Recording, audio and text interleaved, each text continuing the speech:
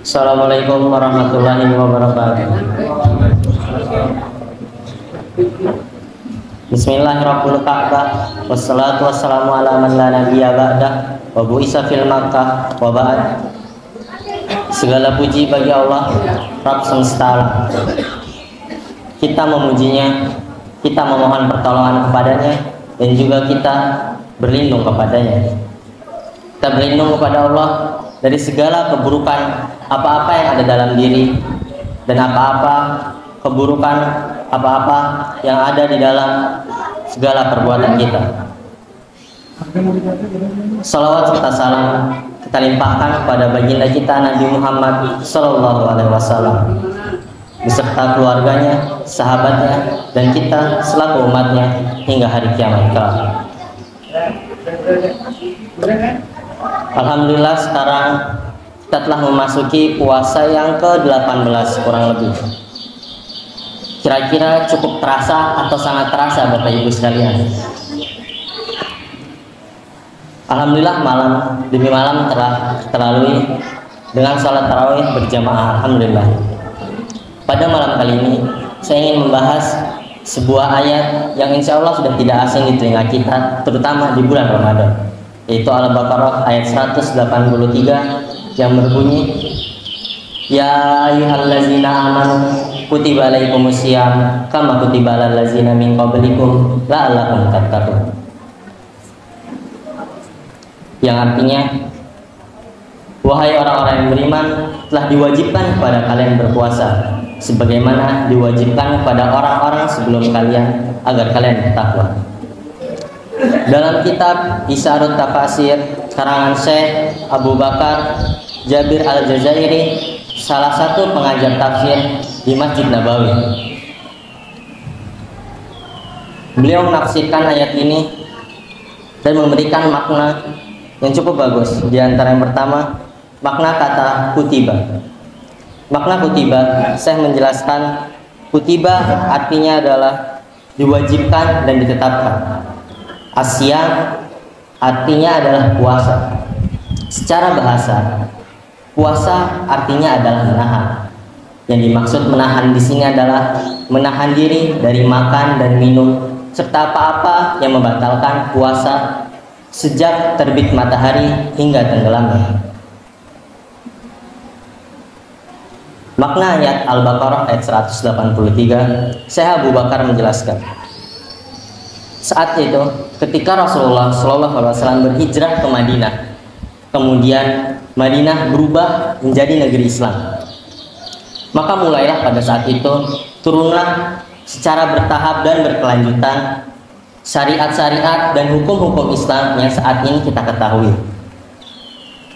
Jika kita cermati dalam surat Al-Baqarah, sebelum ayat Ya ayyuhallazina amanu kutiba alaikumusiyam, sebelumnya dijelaskan tentang hukum-hukum dan syariat Islam. Misalnya ada wasiat, kisos, dan hal-hal yang lainnya.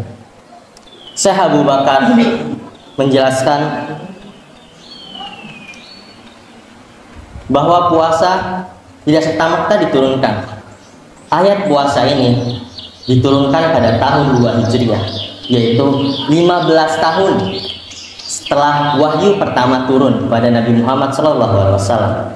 Karena Nabi 13 tahun berdakwah di Madinah, 2 tahun berdakwah di Madinah, kemudian pada tahun Hijriah atau setelah hijrah tersebut turunlah ayat tentang puasa atau kewajiban tentang puasa. Syekh Abu Bakar juga menjelaskan dalam ayat ini, di antara hal yang dapat mewujudkan ketakwaan adalah berpuasa. Allah Subhanahu wa taala berfirman, Ya ayyuhallazina amanu. Jika kita perhatikan, ada hal yang menarik di sini. Karena ayat ini susunan katanya atau pola kalimatnya pertama kali dimulai dengan Ya ayyuhallazina amanu, yang artinya wahai orang-orang yang beriman. Seakan-akan di sini mengajak kepada seluruh orang yang beriman untuk melakukan hal tersebut.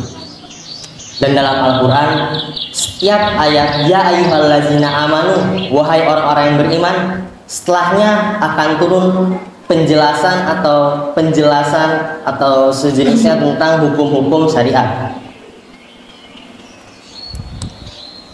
Kemudian, ya ayyuhallazina amanu, wahai orang-orang yang beriman.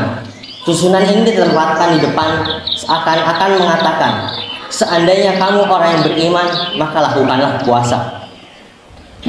Kemudian ayat selanjutnya menjelaskan, kutiba alaikumusiyam kama kutiba alal ladzina min qablikum la'allakum tattaqun. Kutiba alaikumusiyam, diwajibkan kepada kalian berpuasa sebagaimana diwajibkan kepada umat-umat sebelum kalian. Umat-umat di sini yang disebut adalah umat Nabi Musa dan umat Nabi Isa. Karena pada zaman dahulu puasa juga disyariatkan atau diwajibkan pada umat Nabi Isa dan umat Nabi Musa. Akan tetapi sekarang kita dapat melihat, seandainya kita ke toko buku, kemudian sampai ke bagian kitab suci, kita bisa lihat di situ berbagai versinya tersedia.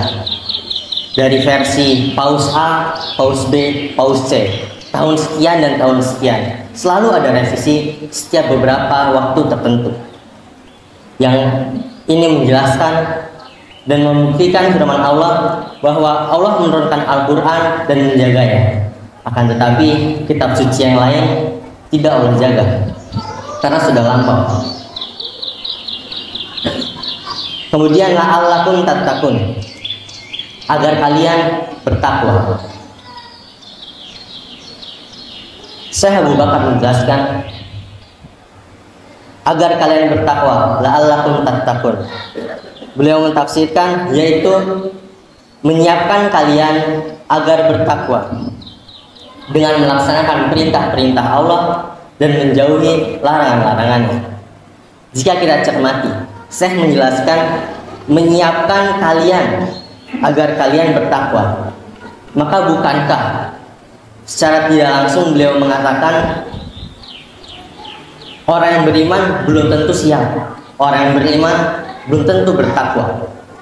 Apa itu pengertian takwa?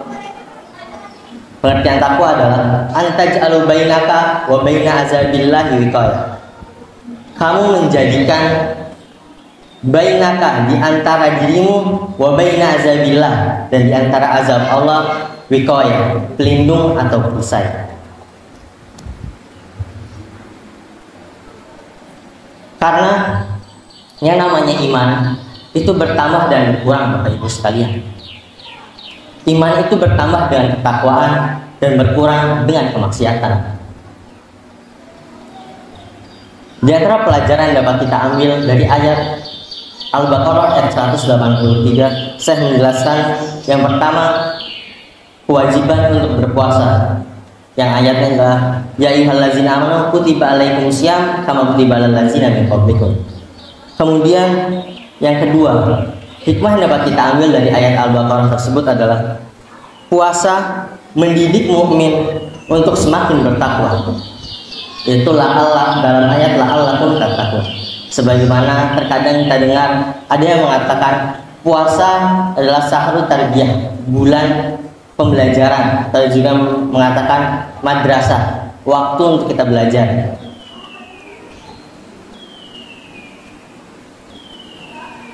Kemudian saya juga mengutip sebuah hadis yang insya Allah sudah kita dengar. Man shoma Ramadana imanan wa ihtisaban ghufira lahu ma taqaddama min dzambi. Puasa dapat menghapuskan dosa.